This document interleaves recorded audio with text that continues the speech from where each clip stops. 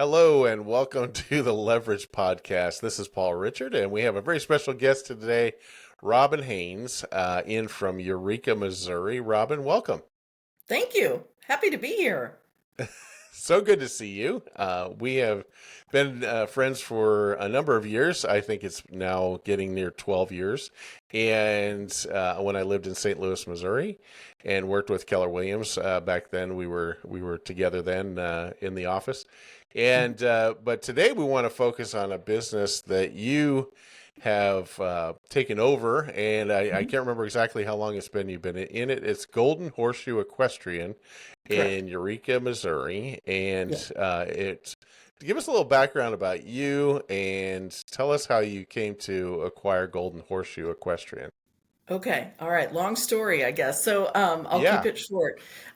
So I've been in real estate for, 25 years or so, on the sales end of things. I was coaching, in leadership, that kind of thing. We were always looking for a business opportunity. I have another business that is compliance auditing for real estate offices. So we're very entrepreneurial minded. Golden Horseshoe has been a uh, horse store, tack shop for apparel, leather goods, saddles, that type of thing that's been in our area. This is its 43rd year. And we heard 3 years ago through my daughter, who was working at the store, that it was for sale. Having been in horses, having some knowledge of uh, the the products, we were interested in that. We thought this could be a fun endeavor. So we bought it. We have some silent partners in with us that we went together as a group to buy it. Dan, my husband, and I are the active ones. Like, we're the ones that are involved in the decision making, the operations, etc. And we were just excited to bring on another business opportunity um, that could bring income in. Of course, right? That's the purpose of business, is profitability. Right. And then so your interest level in this also stems from you're the only person I know or have known that was a barrel racer, and Right. so say I didn't even know what Yeah. that was when you told me what that about that. So tell me a little bit about your history with barrel racing and your interest Okay. in horses too. I'd love to hear about that. Absolutely. I've got a long, almost lifetime relationship with horses. As a child, I think it was maybe 7 or 8, my uncle gifted me a paint horse that his horses had as a baby. He named it Rock and Robin after me. And so that kind of started this passion that I have toward them. And probably in early 90s, I had as an adult then got my own horses. I started barrel racing, which is a rodeo event. That's the one that they have the girls in, going as fast as they can around the cloverleaf pattern of cans. And just, I'm adrenaline junkie, so I spend a lot of years, almost 3 decades, doing that. um, my daughter barrel races, so I've been around that community quite quite a lot. And you know, that love of horses, that knowledge of the product, just kind of really interested us in this endeavor. It's kind of funny because back in the early 90s, I had been a customer of the Golden Horseshoe, and thought back then, wouldn't it be interesting to own this type of business someday? And now here we are. So March will be our 3rd year as owners. So we've been learning a lot over the last 3 years, because I certainly didn't know everything about horses and equipment. And I've been on the Western side of things as a barrel racer. The store also serves the English side of things. So in the last year, I thought I'm going to expand my knowledge, and I've been taking English hunter jumper riding lessons. So I actually Mm, jump things now, which is super fun. Um, so, you know, just learning all I can.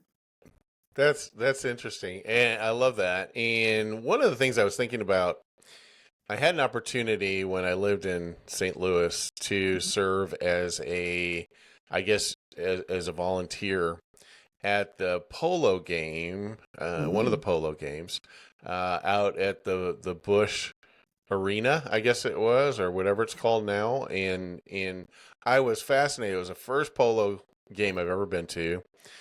I now understand why the rich play that game. It is a very majestic, beautiful game. Absolutely amazing to watch, right? And mhm. just the horses are absolutely gorgeous, and it's just the pageantry and the whole thing. I was just driving a golf cart around, running people back and forth to the stands and stuff, but I was just like, I was absolutely fascinated. So, do you serve that market too? Is that another area that you serve? No, not really. So our Okay. most of our customers, probably 95% of our customers are women. If we see men in the store, usually they're buying for the women. I Oh, don't know why that is, because it's like certainly, Hobby Lobby. right, kind of, yeah, certainly men are equestrians too. And like most of the time in the polo world, like that's men, right? Mm. But we don't see a lot. We actually just had a polo barn, if you will, or facility that actually has just now been turned into homes. So I Oh. think we're losing that sport, though it is still prominent in St. Louis. Um, our market that we tend to serve is more trail rider.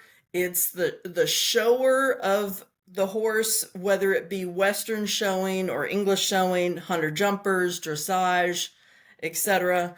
Um, yeah, so unfortunately, polo has not been a customer that we've had or have the products to serve, frankly. Ah, that's very interesting. I Yeah. had a chance to just look at your, I guess it's your Shopify website here just Hmm. before we came on, just to see the latest and greatest in the equestrian stuff that you handle. And so, in your product lines, what are some of the things that are most in demand? I'm just curious. I don't know Yeah. that market obviously at all. I was just curious Hmm. what's kind of in high demand. What are the trends in that market? What's going on there? Okay.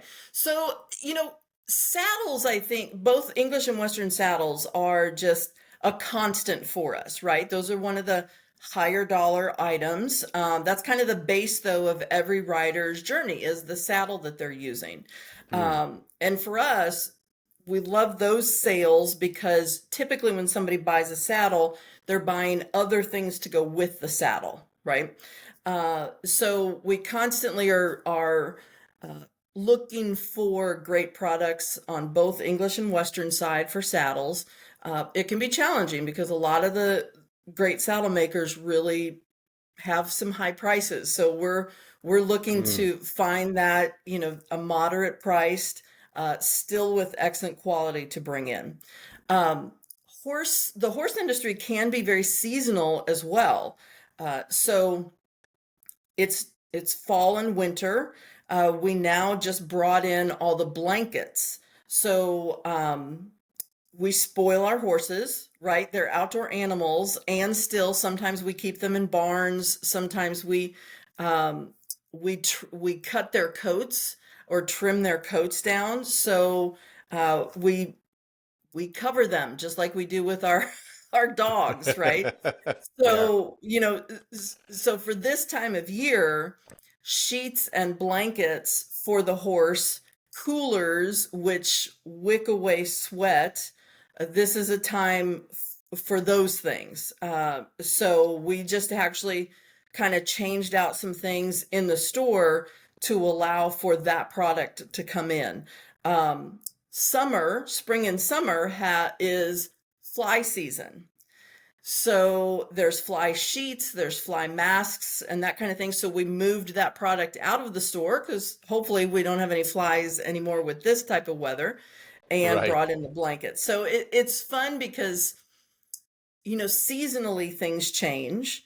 We're getting toward the holidays. So, of course, if you have equestrian friends or people in your family are equestrians, you want to get them equestrian gifts. So that's a hot item now is all of those types of gifts, right? Ranging from Christmas ornaments to socks to clothing or gift cards. So it's been an interesting journey, especially coming out of real estate and real estate investing, thinking about the seasonality of retail and equestrian retail.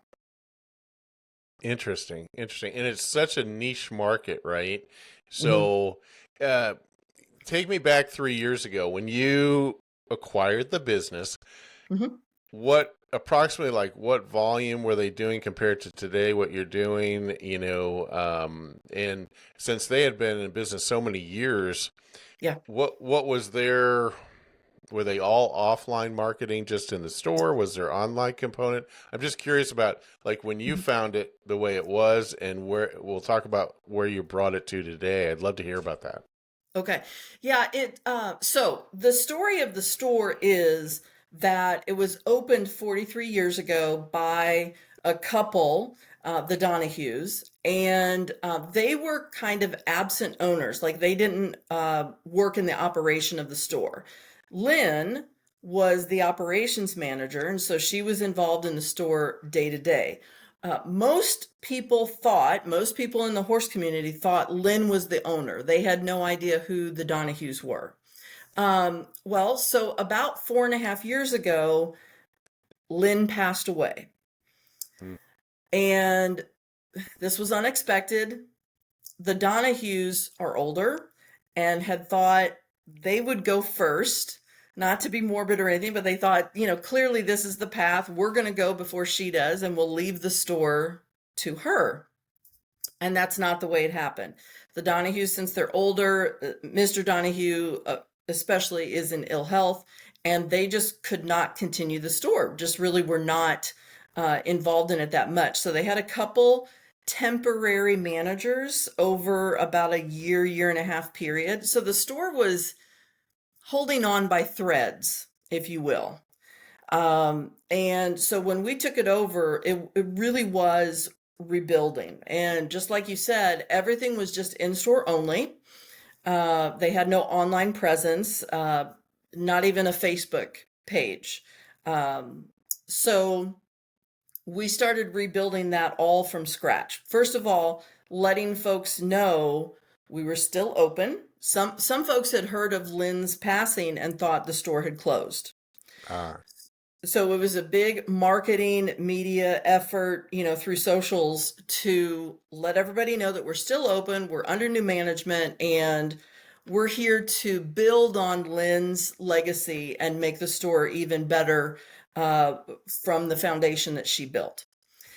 So in that first year, uh, we looked a lot at the technology that the store was using or not using, brought some things in. We changed over to the Shopify platform, and we put all of the products online. So went from nothing to everything online. We handled new products, of course, but we also do consignment because in the horse world, there's a lot of things that like you use for a period of time and then you don't need anymore. hmm. Kids go through things fast. Um, Saddles, a used saddle is a fantastic opportunity to save a couple dollars, have uh, a worn in saddle that's just fits you really well. So we do consignment as well. We brought all of those pieces online, just like we did our new products. So huge advantage for our customers in that regard. They can order online, they can pick up in store, we can ship it to them, that type of thing. We started seeing that we were getting customers from across the country through shipping because they were now seeing the product. So that's been exciting.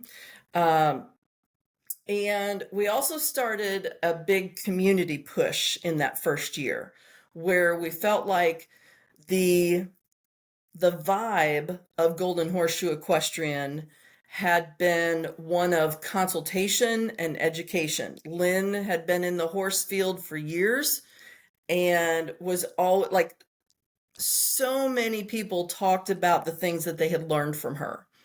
So we were like, we've got to continue that legacy. And so we started doing educational events both at our store and at a large equestrian facility here in St. Louis.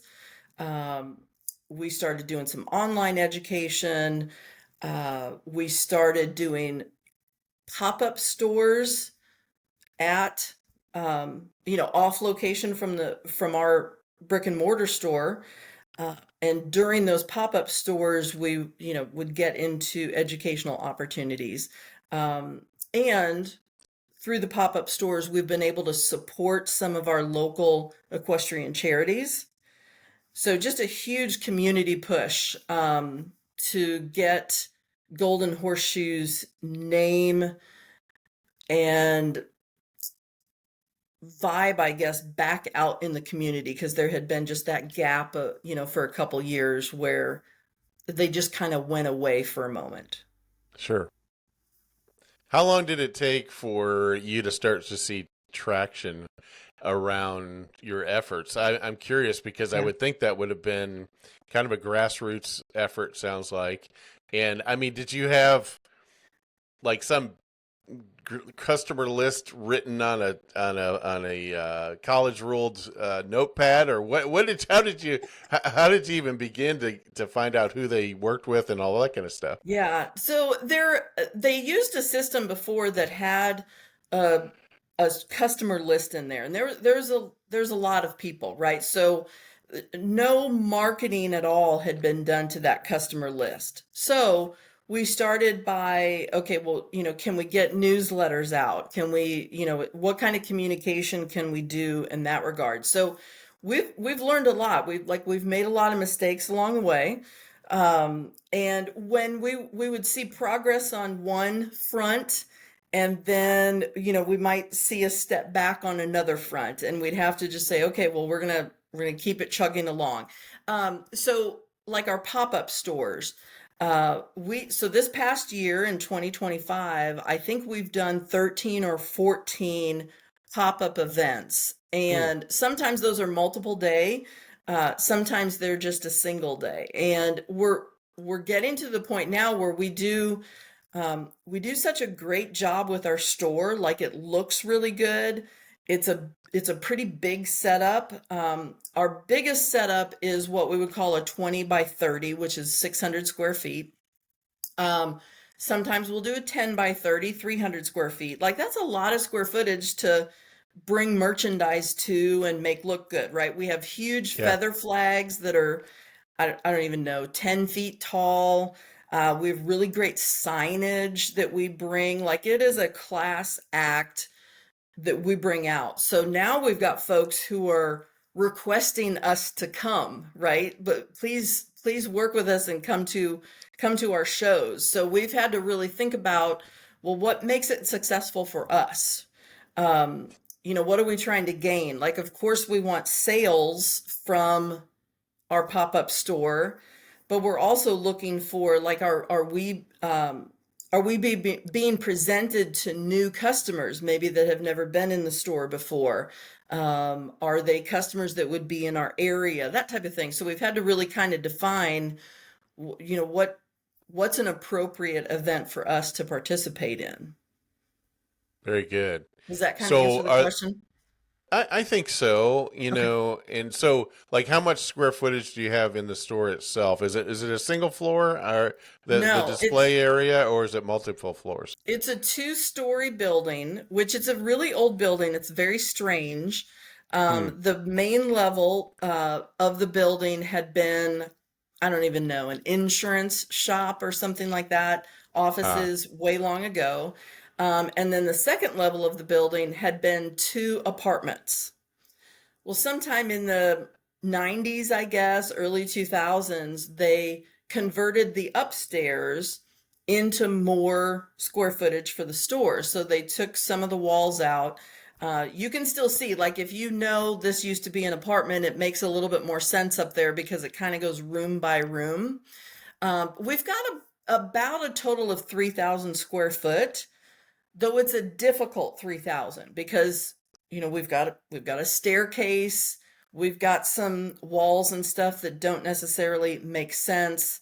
It's tough to staff because you've got two levels that staff has to pay Mm. attention to. There's a door on both levels, so we've got some cameras and doorbells and things like that to help manage that more easily. But we're actively looking to be able to move into a one level, more retail type location, to make it easier on us and the customers. Got it. Now, did you, as part of the deal when you bought the business, did you buy the building or was that a leased property or how was It that is a set up? leased property. We did not want the Okay. building because it's just weird, right? We have Yeah. limited parking. We knew we wouldn't be there very long. So we didn't want to purchase the building. Yeah, so we want to stay in Eureka. We want to stay like right off of the highway so we have Yeah. easy access. Some people actually do come into us with a truck and trailer. So we want to have some easier parking and access so it's easier to get those larger rigs in. Okay, that makes sense. So yeah, you're right now. You're on the south side of 44, right there at the Yep. Eureka exit, at the brick building. Now, give me a little bit of an idea with the growth. What was the growth? So we started 3 years Yep. ago. Yeah. Did you So double the business, triple it, or what happened since we've, then? I think we're at about 40% growth, and you've got to over those 3 years, and you've got to look Okay. at, the last couple 3 years had just been a steady decline for them. I really think that given even as little as 60 or 90 more days, if we had not purchased the business, we probably would not see Golden Horseshoe here anymore. I think they were that close to Oh, having to close the doors, right? yeah. Um, so anyway, so we've continued to pay attention to product, to question customers on what product they want to see. We look at our statistics to see what's selling and what's not. We don't want to take our feeling, into consideration. Like, I feel like that's a good product. We want to look at, well, what are the statistics showing us? Because our space is limited, we want to be able to move products out that are not doing us any good so we can bring in other products. Margin has been a key factor. Like, a lot of times with the Western saddle, especially, you do not get a normal retail margin on those. It's very limited. So we have to have Western saddles. There's no avoidance there, but we have to make up that margin to be able to stay profitable in other areas. So we've really paid attention to that, tried to take advantage of uh, like our vendors' sales and bookings so that we can eke out an extra percent or two, or Yeah. whatever we can get there to make it to make everything balance. Very good. So, is the equestrian market overall, is it increasing, decreasing, kind of level? Yeah. Does it ebb and flow, or what have you experienced overall with the overall equestrian market? Yeah, so the interesting thing with equestrians is they almost spend more money on their horse at the sacrifice of their self. Like, Oh, it's not uncommon to see somebody who, like, their truck and trailer and their horse and the gear on their horse um, looks way more expensive than where they're living. oh, It just is, right? Horses are looked at as companion animals, therapeutic animals. And so the folks who have the horses really, they're just really passionate about caring in the best way for those horses, which includes, getting them treats and making sure they're warm and comfortable and they have all these things that they need, right? Maybe even more than what they need, frankly. But that's just the way that it is. I think it's when I think the equestrian market is expanding because on a regular basis, we have folks coming into our store that have never been there before. Hmm. In 43 years, like it's been there 43 years. If you've lived in St. Louis, like you should have heard about the store, right? Or in the surrounding Yeah. areas. Uh, but we constantly on a regular basis have folks coming in that are saying, I just got my first horse. And sometimes they're 30 or 40 or 50 or 60 years old. So, so I think, Wow. yeah, that like there's constantly kids going into um, camps and lesson programs, and they may not own the horse themselves, but they still need some of the gear, the clothing, the boots to, to go with them and on this journey. So it's, I think it's expanding. The challenge for us is the online competitors. Of course. Yeah, Yeah. especially in apparel, when you get into an apparel and things of that nature, highly competitive area, right? And Completely. that Yeah, type we thing. had to. So initially, the store had carried Western boots and Western clothing. And we frankly, we had to do away with those. Our sales weren't strong. This in the space we have, we couldn't compete with the selection that like a Cavender's might have. Right. Um, and and so we had to make that decision. I didn't like that. We didn't want to do that, but we had to make that decision that wasn't making sense for us anymore. English clothing is different though. That like there's just not other stores that carry English clothing or boots.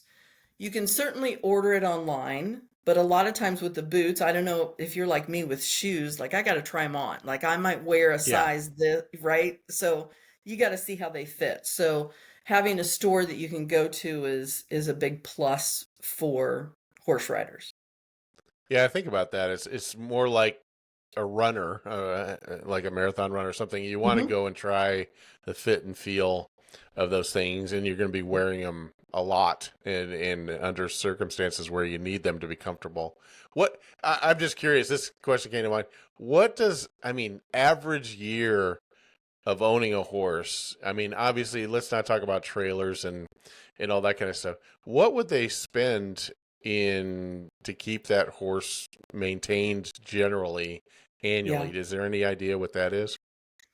There is. So I'm going to give you kind of a range because so if I have acreage and I have my horses at home, of course, that can be less expensive than having to board the horse, right? Yes. If I'm a trail rider and I'm just, I don't want to say just, but I'm using it to, to go out on 4, 5, 6, 7 mile trail rides. Um, I don't need a trainer for that. So if I'm riding Western Pleasure or English Hunter Jumper or Dressage, I'm probably boarding at a barn and I'm paying a trainer for multiple sessions a month to train. So on the low side, if I just have a horse out in the pasture that I'm supplementing a little bit of grain with, I'm doing their shots and things like that. My cost could be rather low on that side.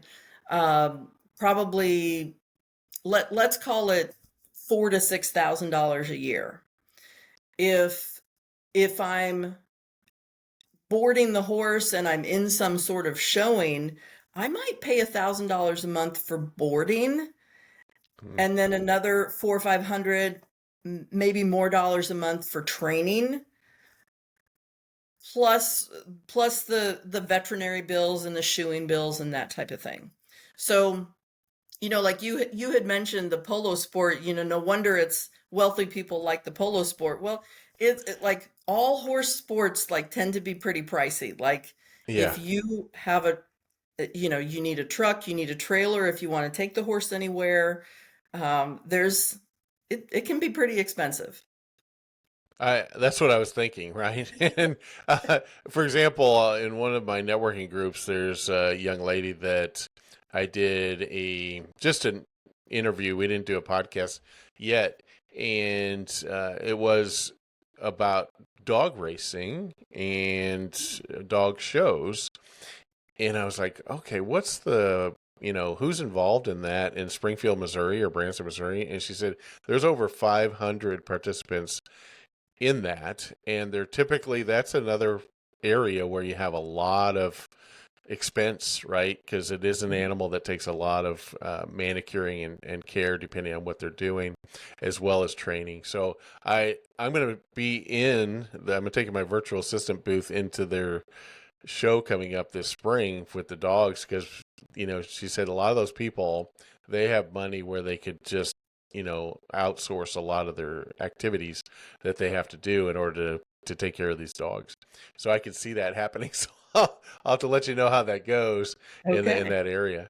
As far as the Golden Horseshoe in that way, so what percentage of your business now is online versus in store, roughly? What Yep. does that look like? And what's your reach? So obviously, going online, your reach is going to expand. Mhm. So are you getting a lot of nationwide attention, that type of thing now? What's happening in that world? Yeah, great question. So we've been able to push our online sales to about 10%. Okay. We actually we use virtual assistant services, and one of the super success stories, in my opinion, is our marketing virtual assistant, because he's amazing. His name is John. I call him Magic Man, because he just like the things that he creates, the social media, the way that he knows how to do ads and that kind of stuff. Like it's really huge. So just to give you an example, this year from October 1st to November 17th, we've already sold the number of saddles. I think we're actually beyond it now, that we had sold last year from October all the way through December 31st. Wow. Wow, that's So huge. yeah, so we're gonna double we should more than double the saddles that we've sold in this last quarter over last year. And by the way, last year we had a really great quarter. Like our fourth quarter was phenomenal. So to double the number of saddles sold this year will be a huge win off of an already strong fourth quarter last year.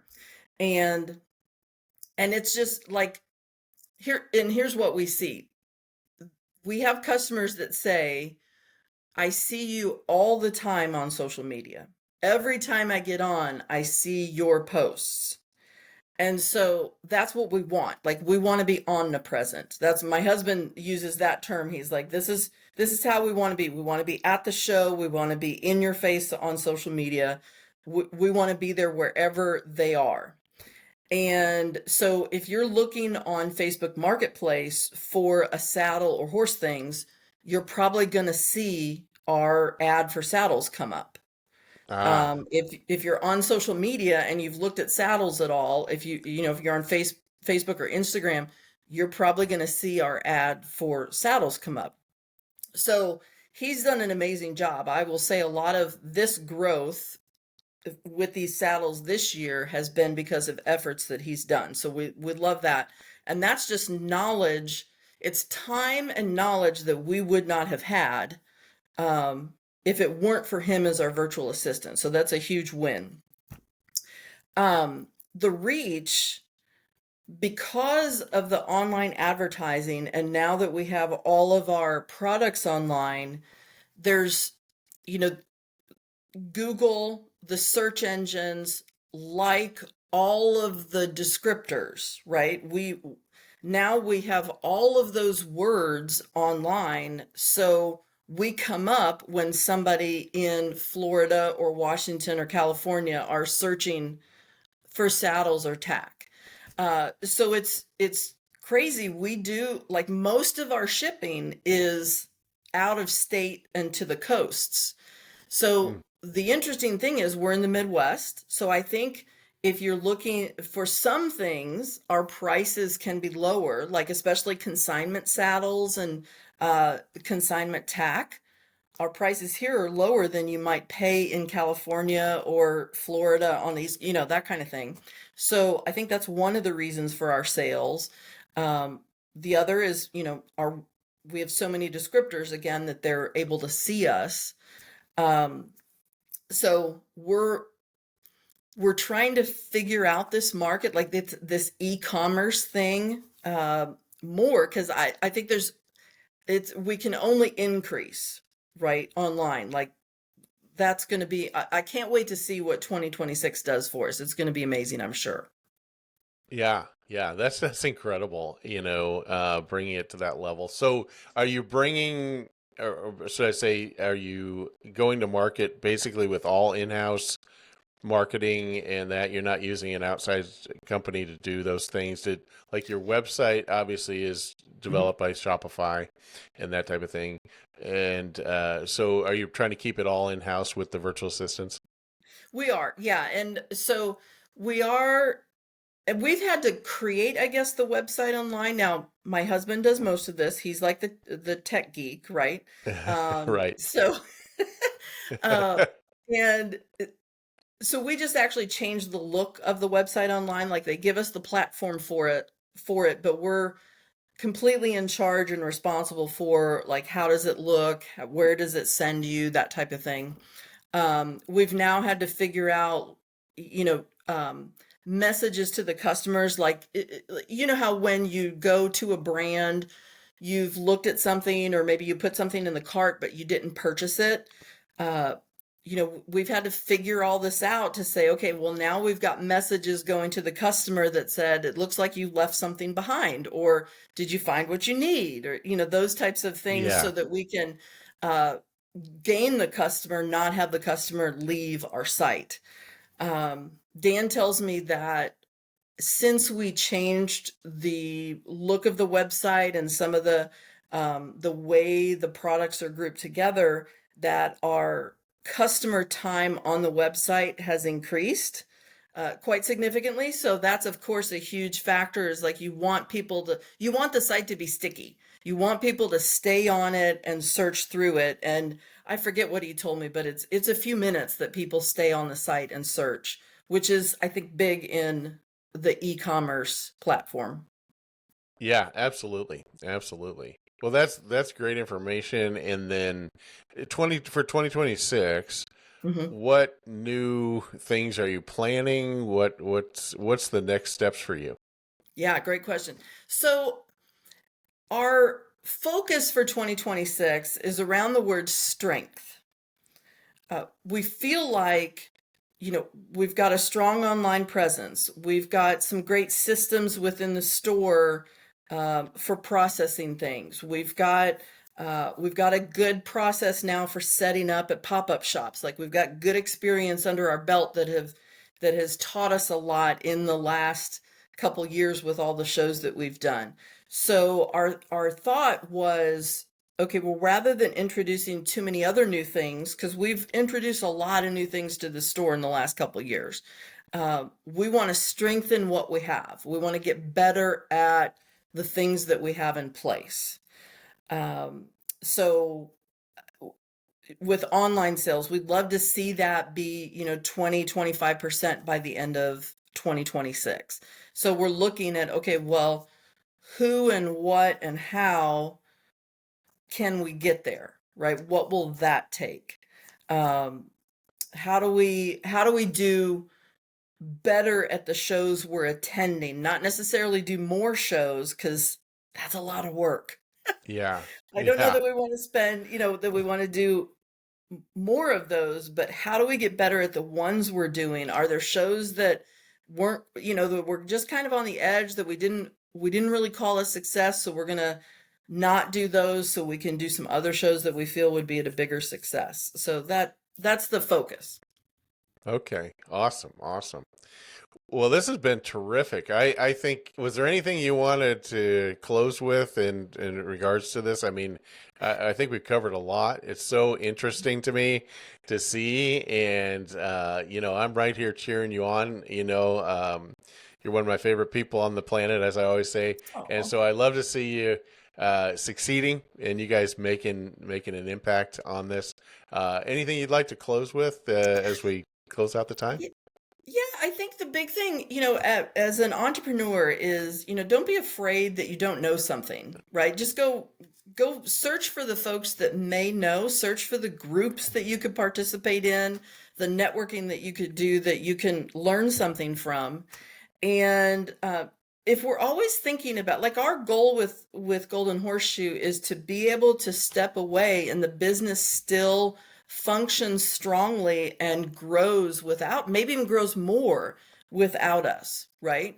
So we're constantly looking at, well, who, what, and how can make that happen. For example, the John that I spoke of, our virtual assistant, we had a virtual assistant prior to him, and they were okay. They would do the pieces, the marketing pieces that we asked for, but it wasn't awesome. And when John came on, we just saw, oh my gosh, we're so blessed with him and what he's been able to do for us. It's been more than what we expected, right? So we got the right who, and he's showing us how. And so if we constantly are looking for the who, what, and how, for all the different aspects of the business, we'll find them. Yes. And we'll be able to have all the success. We'll help others have the success in the business, and we can give our customers the greatest experience. That's a great close. I just finished doing a 2026 business planning for those that were interested. It was a ticketed event I held, and I taught that whole day. And it's funny because at the beginning, one of the participants, she said, I don't know what we're going to do for 7 hours on this thing. I have no idea. And when we got done at the end of the day, she goes, I wish I had another 7 hours of this, because when you work on your business, like you're talking about, Yeah. it's so important. And that's one thing I think of. Every 6 months, I fly to Florida, and I know you love Florida. And I fly to Clearwater, and I go to a 3-day marketing event down there, held by Postcard Mania. And the CEO asked me every time, why do you come so many times? Because they held it every 6 months. I say, it gives me a chance to work on my business instead of in my business. So you got to get a way to do that and find a way to do it. And well, Robin, this has been fantastic. Thank you so much for sharing. How can they get a hold of you? What's your website to go to Golden Horseshoe, et cetera? Give me that info, please. Thank you. It's Golden Horseshoe Equestrian, and our website is simply ghtack.com. And that's it, GHTACK.com. And check us out there. You can certainly send us a message through the website. We're also on Facebook as Golden Horseshoe Equestrian. You can send us a message there. You can also send an email to info@ghtack.com. Okay. Great. That's fantastic. All right. Well, we will do our best to get this podcast out to everybody that would love to see it. And thanks again for being with us. My pleasure. Thanks, Paul.